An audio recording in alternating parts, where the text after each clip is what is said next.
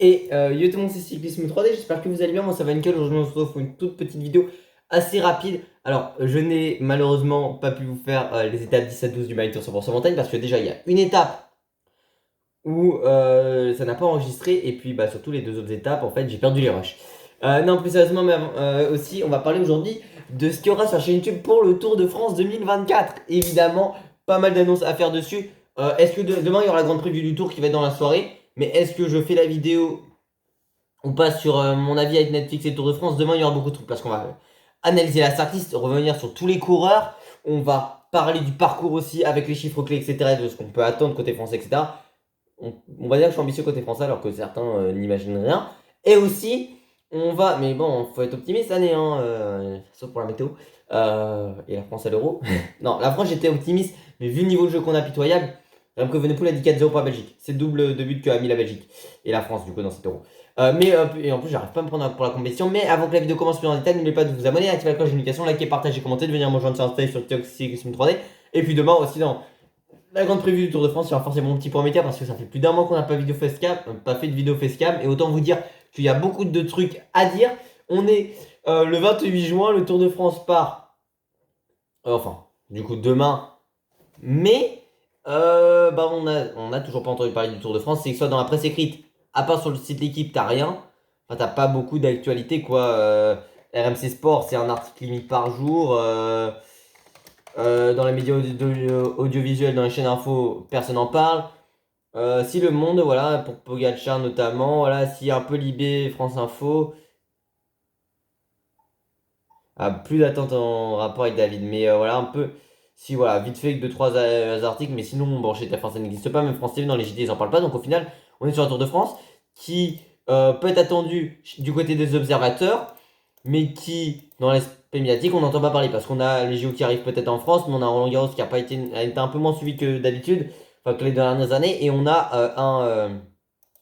un euro qui est moins suivi, avec moins d'attente peut-être qu'en 2021. Mais comme je disais avant que la vidéo commence par en détail, n'oubliez pas de vous abonner, activer la cloche de notification, liker, partager, commenter, de venir me rejoindre sur Insta sur TikTok, c'est Cyclisme 3D. Le virage Pinot il était là, encore quelques. Enfin, c'était pour Mados, vous avez capté. Il y aura un pour Romain Bardet. Je mets toujours le t-shirt Thibaut Pinot pour débrief. Mais avant qu'on continue cette vidéo, on va parler des projets Tour de France. Déjà, on va parler de d'habitude, on a des vlogs. Vous savez qu'on fait un vlog avant la caravane, un vlog caravane et un vlog passager quoi. Bon, la caravane ces dernières années c'était compliqué parce que quand j'ai ma GoPro nulle, c'est-à-dire cette GoPro nulle, je vais vous expliquer l'an dernier, la batterie était chargée, tout était bien, j'ai essayé de faire 2-3 tests encore, qu'est-ce qui s'est passé? Ça c'était la veille, bah, le lendemain en fait, et s'est allumé toute seule dans mon sac à dos quand j'étais sur Saint-Quentin-en-Yvelines, elle avait peu de batterie. Et au moment du passage à la caravane, bon, du coup, j'étais obligé d'allumer avant, parce que évidemment, quand tu l'allumes, elle enregistre directement, mais cet enregistrement-là n'est pas gardé sur la mémoire de la caméra, donc très clairement, voilà. C'est compliqué, donc autant vous dire que voilà, c'était compliqué. Au final, j'ai pu enregistrer toute la caravane, et cette fois-ci, quand j'ai appuyé sur le bouton pour couper le rec, et ben ça n'a pas enregistré. Ah non, mais quand je vous dis que c'est la merde, c'est la merde, c'est la merde, hein. En plus, c'est même pas la marque GoPro, c'est une limitation ou un truc comme ça. Mais du coup, il n'y aura pas de vlog cette année parce que je ne peux pas aller sur le tour. J'ai essayé de négocier pour Monaco, ça ne passera pas. Malgré que j'ai un réseau là-bas, enfin non, j'ai pas un réseau, mais je connais 3 personnes dans le sud de la France, malheureusement, ça ne passera pas. Donc voilà, on y sera l'an prochain parce que c'est en Bretagne, il y aura 2 étapes, vlog sur les 2 étapes. Je vais peut-être même potentiellement être dans la signalisation d'une des étapes, même si elle bat, c'est vrai. Et que aussi. Juste, je regarde juste CDF 2025, le départ c'est quand? Sera lieu le 5 juillet. Les épreuves du bac seront terminées. Voilà. Mais du coup, oui, en ce qui concerne bah, le Tour de François, moi aussi ça passera pas très loin de chez moi. Donc il y aura peut-être des vidéos là-dessus l'an prochain. Là, vous savez qu'au mois d'août, je vais travailler le matin, voilà. Mais je serai sur le GP de Pau. Est-ce que je vous ferai un vlog? Je sais pas. Mais aussi, avant que la vidéo continue plus dans les détails, les amis. Parce que là, du coup, je vous ai dit qu'on n'était pas sur le tour. On va parler vraiment concret. Qu'est-ce qu'il y aura sur le Tour de France cette année sur la chaîne? On va faire comme l'an dernier parce qu'en dernier j'étais sur la dernière étape. Donc là, on va faire pendant 2 journées de repos un bilan de chaque semaine de course. Bon, ce sera dans le soir, mais voilà. On va le faire de toute façon, comme vous savez, de mon côté, le matin. Vous savez que quand c'est sur le Tour de France, je me réveille. Je regarde un peu, bah, notamment la presse côté Infosport qui a toujours pas parlé du Tour de France depuis le championnat de France. On n'a pas parlé du Tour encore. Le jour de la présentation des équipes, même pas. Même si forcément, on a 2 Français aux 2 premières places de la draft NBA et dans le top, un autre dans le top 6 et 3 Français dans le top 6. C'est le seul pays hors États-Unis qui a fait ça. dans l'histoire. Mais voilà, et bah au final, on a quasiment rien autour de ce tour. Ce qui fait que, est-ce qu'on peut avoir des surprises? Je ne sais pas. Côté français, bon, après, moi, vous savez que je mise sur une 6ème place, alors que déjà, le top 10, certains peuvent penser que ça dure.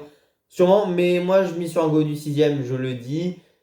Et 3 victoires d'étape, pas 2 à 3 victoires d'étape, non, 3 victoires d'étape. Romain Grigor à Bologne, ça me parle. Ça me parle aussi d'une victoire au plateau de Baille pour un 14 juillet de Romain Bardet en échappée. Et d'un David Gaudu au col de la Couillole. Je suis ambitieux. Peut-être. Vauclin, ça peut viser l'étape de Valoir. Elie Martinez, on verra peut-être un Laurent, oui.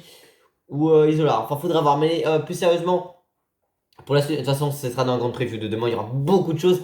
Mais pour continuer, on va également, vous savez aussi que je regarde l'étape quasiment en intégralité, que je la commande de mon côté. On parlera de ça juste après. Puis je regarde d'habitude Vélo Club et après, des fois, je vais rouler ou pas. Je me repose, sauf que là, et du coup, je regarde le soir la musique production et je fais les vidéos donc, dans la soirée aussi.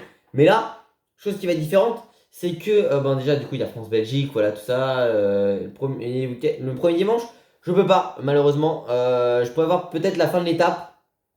Mais le début, je ne pourrais pas, enfin, je pourrais seulement entendre ça parce que on m'a réquisitionné pour un match de foot. Et des potes, alors je ne voulais pas de base, mais j'y suis au final. Voilà, écoutez, j'étais prise parce qu'il manquait un joueur.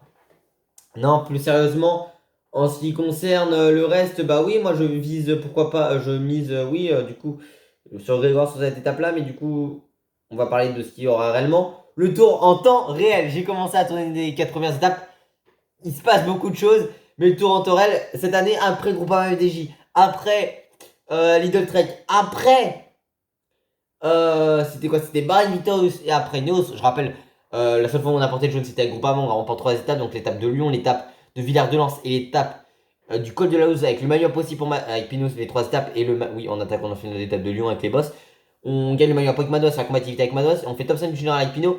Malheureusement, c'était la seule année où on n'a pas été transféré en top 10 du tour depuis 2013, vous savez, etc. l'histoire.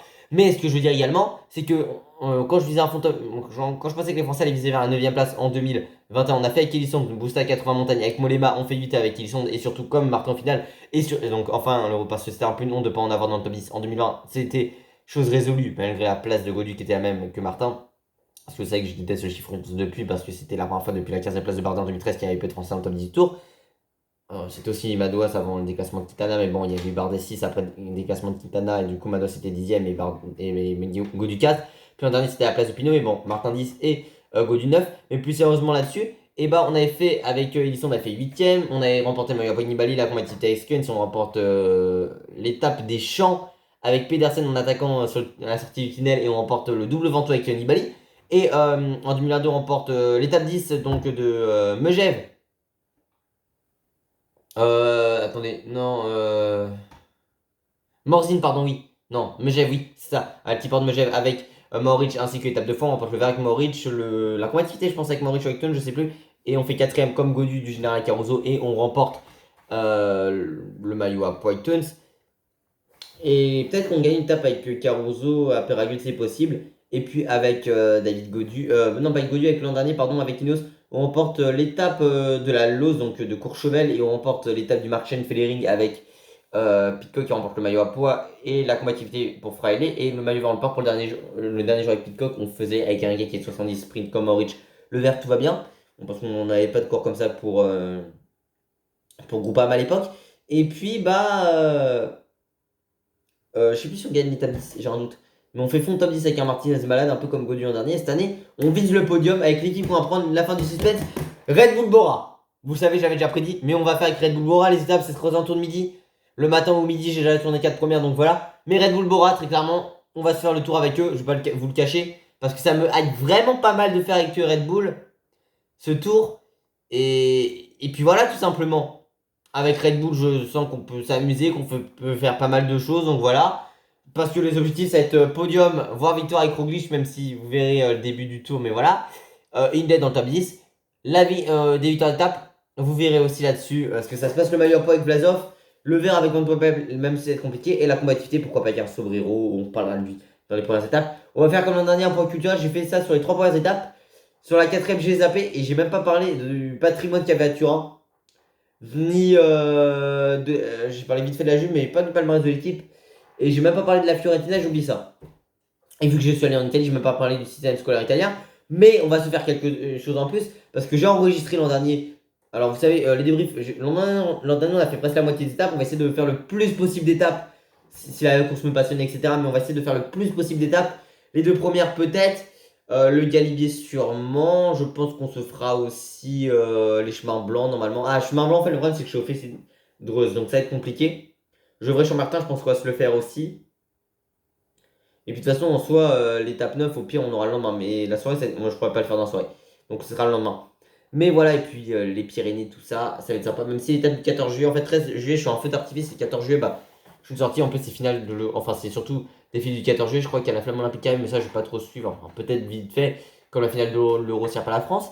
Mais voilà, je voulais vous parler de tout ce qu'on aura parce que on va essayer de faire le plus de débriefs. Et c'est pourquoi pas de faire 15 étapes, même si ça va être très compliqué de faire 15 étapes. Mais l'an dernier, on était aux alentours 10. Et puis, surtout, est-ce qu'on ne se ferait pas des lives Tour de France?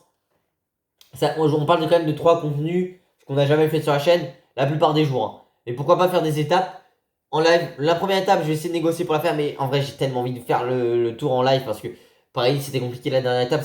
En plus, je prends le direct après l'attaque de Remco parce que je voulais voir la première mi-temps du match du PSG et contre Reims où il y a 2 partout. Et oh là là, j'ai même le match de France-Pégas, c'était dur à combler pendant longtemps. Mais du coup, voilà, je vous annonce ce Tour de France, c'est tout simplement le dispositif sur la chaîne YouTube. Pour résumer, il n'y aura pas de vlog cette année, mais on aura essayé de faire un débrief d'une quinzaine d'étapes. Possiblement, c'est pas sûr, mais le plus d'étapes possible. Si j'ai le temps et tout, parce que j'ai roulé de temps en temps, vous savez, essayer de reposer, etc. Et je vais même voir d'autres vidéos autour, enfin c'est compliqué. Et essayer de faire des lives sur les étapes de montagne pour la plupart du temps. Bologne c'est compliqué, même si c'est une étape qui me tient particulièrement à cœur parce que j'étais sur ces routes là et que je suis allé en reconnaissance. Et voilà, et on va également se faire donc des lives, des débriefs et le tour en Torel va être avec la Bora, la Red Bull Bora. Ça va être super, vraiment, avec des objectifs podium, des victoires d'étape, pourquoi pas la victoire finale, la combativité comme tous les ans, le maillot de meilleur grimpeur, le vert, on ne sait jamais. On n'a personne côté Bora pour jouer le maillot blanc, je vous le dis, il n'y a aucun coureur qui a moins de 25 ans. Et en plus, pourquoi pas le classement par équipe. Bref, j'espère que cette vidéo un peu courte vous aura plu. Si c'est le cas, n'oubliez pas de vous abonner, d'activer la cloche de notification, liker, partager, commenter, venir me rejoindre sur Insta et sur TikTok. C'est Cyclisme 3D pour te voir à la prochaine. Ciao, ciao.